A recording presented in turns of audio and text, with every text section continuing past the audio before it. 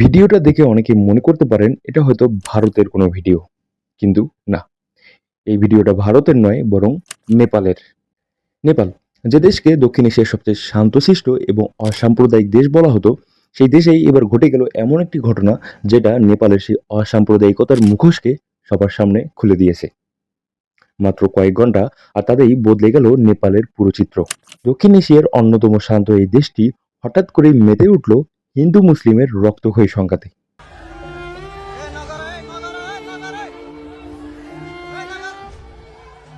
এখন প্রশ্ন হলো, এটা কি সত্যি হঠাৎ করে ঘটেছে, নাকি গত কয়েক বছর ধরে নেপালে এমন কিছু বদলাচ্ছিল যার ফলাফল আমরা এখন দেখতে পাচ্ছি? আজকের এই ভিডিওতে আমরা দেখব নেপালের এই হিন্দু মুসলিম দাঙ্গার সূত্রপাত কোথায় থেকে, আর কেনই বা নেপালের জেনজি রেভলিউশনের পরও সংখ্যালঘু মুসলিম সম্প্রদায় স্বাধীনভাবে নিজ ধর্ম পালন করতে পারছে না। তাহলে চলুন দেরি না করে ভিডিওটি শুরু করছি। তার আগে চ্যানেলটা অবশ্যই সাবস্ক্রাইব করে দিবেন।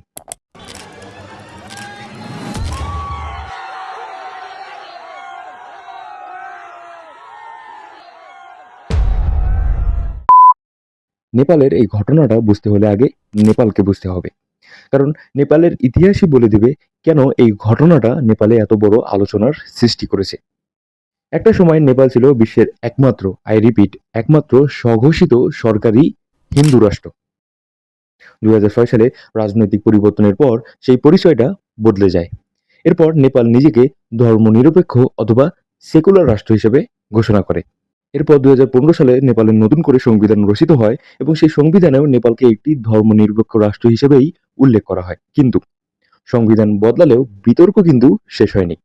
আজও নেপালের একটা বড় অংশ নেপালকে সেই হিন্দু রাষ্ট্র হিসেবে দেখতে চায়।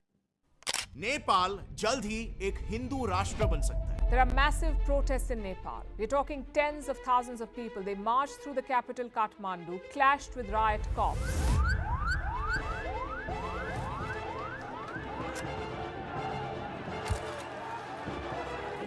हाम्रो मुख्य एजेन्डा भनेको नै हिन्दू राज्य कायम गर्नु पर्यो। हम सेकुलर नहीं हैं।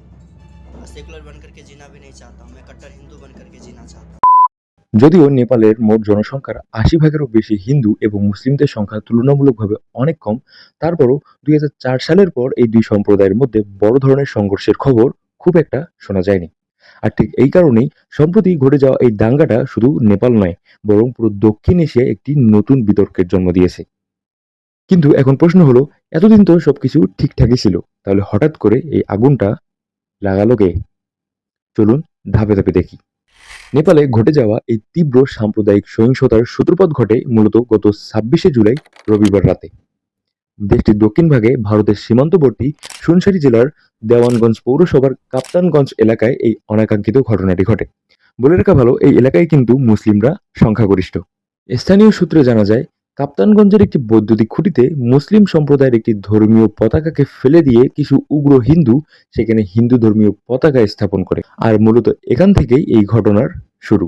এরপর একই রাতে স্থানীয় একটি মন্দিরে ধর্মীয় অনুষ্ঠানের নামে লাউড স্পিকারে উচ্চ শব্দে গান বাজানো নিয়ে দুই পক্ষের মধ্যে উত্তেজনা আরো চরম আকার ধারণ করে। এক পর্যায়ে কথা কাটাকাটি থেকে শুরু হয় তীব্র ধাওয়া পাল্টা ধাওয়া এবং ইট পাটকেল নিক্ষেপ। এবং বিভিন্ন অসমর্থিত সূত্র মতে জানা যায়, কিছু উগ্র হিন্দু একজোট হয়ে মুসলিমদের ধর্মীয় স্থাপনা থেকে শুরু করে বসতবাড়ি এবং বিভিন্ন স্থাপনায় হামলা শুরু করে। এরপর পরিস্থিতি এতটাই খারাপ হয় যে পরিস্থিতি নিয়ন্ত্রণে আনতে পুলিশ গুলি চালাতে বাধ্য হয় এবং পুলিশের গুলিতে ওম প্রকাশ মেহতা নামে এক হিন্দু যুবক নিহত হয়। এই মৃত্যুর খবর খুব দ্রুতই পুরো দক্ষিণ নেপালে ছড়িয়ে পড়ে এবং সারা নেপাল জুড়ে শুরু হয় সাম্প্রদায়িক দাঙ্গা। নেপালে এত বড় দাঙ্গা হয়েছিল সর্বশেষ 2004 সালে। সেইবার ওই দাঙ্গায় মোট 7 জন মানুষ নিহত হয়, তার মধ্যে 4 জনই ছিল মুসলিম। এখন প্রশ্ন হলো, এর প্রায় 20 বছর পর কেন পুনরায় নেপালে এত বড় হিন্দু মুসলিম দাঙ্গা হলো? দেখুন, এর উত্তর দেওয়া খুবই কঠিন। এর পিছনে অনেক বিষয় কাজ করতে পারে। প্রথম কারণ হতে পারে নেপালের ভিতরে উদীয়মান কিছু উগ্র হিন্দুত্ববাদী গোষ্ঠী। তার উপর আরেকটা বড় প্লাস পয়েন্ট হতে পারে ভারতে বিজেপি সরকারের শাসন। যেহেতু তারা নিজেরাও একটি উগ্র হিন্দুত্ববাদী দল, তাই নেপাল হয়তো ভাবতে পারছে, আমাদের পাশে তো বড় ভাই আছে, তাহলে আমাদের কোনো টেনশন নেই, ভারতের সাথে আমরাও হিন্দু রাষ্ট্র হয়ে যাব। এখন দেখার বিষয় হচ্ছে নেপালের জেনজি রেভলিউশনের পর নতুন সেকুলার সরকার আসার পর এই দাঙ্গা কিভাবে কন্ট্রোল করে। নেপালে কি আদৌ সংখ্যালঘু মুসলিমরা তার নিজ ধর্ম পালন করার স্বাধীনতা পাবে? সেটাই এখন দেখার বিষয়। এ বিষয়ে আপনার কি মনে হয়? কমেন্টে জানাতে পারেন।